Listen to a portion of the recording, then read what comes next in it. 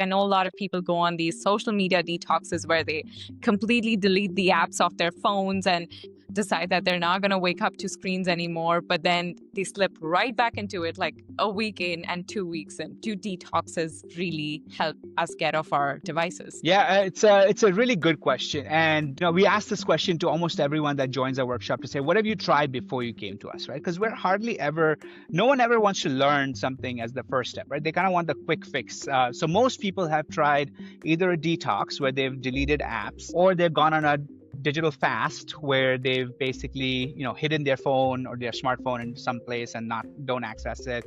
Some of them have either grayscaled their device, which basically makes it less interesting for them to use, so it removes all the colors from the apps.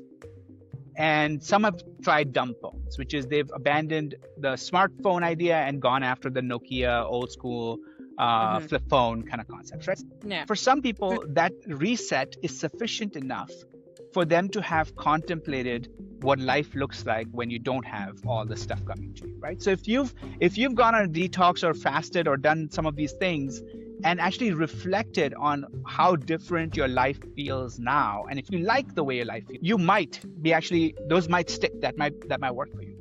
For a lot of people though, there's this sense of withdrawal, right? People always use the most common term that people explain is that I feel addicted, Riz. I feel addicted to my device. I feel like I have withdrawals. Like addiction is sort of the most strongest sort of feeling that our clients express to us. And for those people, they'll slip right back in because they've not reflected. They're going to go right back into, oh, hey, I just wanted to check this one thing.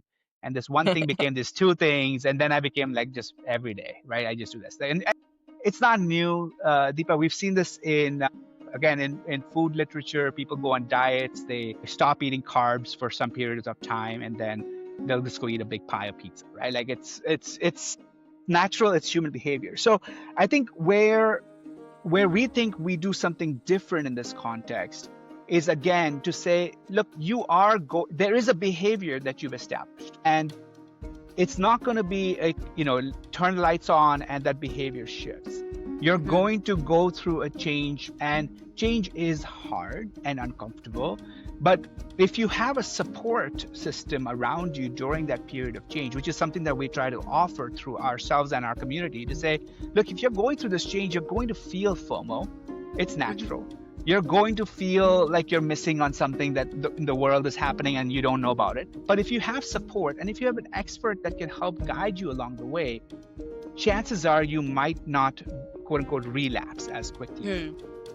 But again, we don't claim any quick fixes to this process. We don't claim that 90 days you're device free. But we do find that lots and lots of people, about 2 months is sort of the data that we're seeing. 2 months is where people start to really say, okay, well, I used to be a lot on Instagram. I still use Instagram, but maybe less Instagram. So you start to see shades, but it takes about 2 months before that transition occurs.